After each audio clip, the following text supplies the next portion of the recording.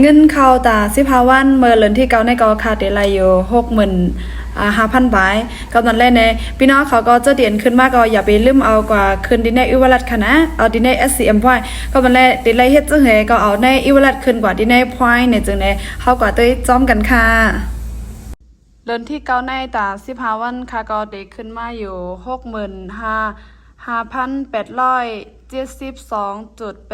65,872.81สตางค์ค่ะในก็ได้เป็นรหัสของค่ะไหน15 วันมันได้ออกปันหนึ่งบอกเลยในพี่น้องเขาบอกว่าได้แจ้งเอาอันดีในเข้ากว่าดีใน SCM point ดีในจึงในเด็กเขาดีในคณะโอนอันไหนค่ะเด็กอันไหนค่ะนะโอน ECOMM เพราะเด็กเข้ากับดีในจึงในเข้าค่ะจุขึ้นได้เอาเงินดีอันขึ้นมาแต่15 วันในให้ก็ในจุขึ้นกว่าให้มันเป็น SCM point ให้ก็ตอนดัดเดียวซื้อโค้ดอะไรค่ะในเป็นจื้อเฮาอย่าก็เพราะเฮาเด็กกว่าโอน ECOMM ในก็ไหนมันก็เดมาใส่ดีในโหนทับเงินค่ะไหนในเดี๋ยวเป็นโหนทับเงินค่ะ65,000เฮง8 ปาก72.81สตางค์เขาก็มาเตรียมดีในค่ะเนี่ยเขามาเตรียมตัวนับดีในว่าเขาได้ใส่เข้ากว่ากะหืออันนี้ไหนอย่าไปลืมใส่ค่ะนะย้อนเปอร์หางหลังไหนเพราะว่ามันป่นกว่าวันมันให้มันเด็กเข้ากว่าที่ในปั่นค่ะเจอตีพี่น้องคำไรเอาปั่นให้ก็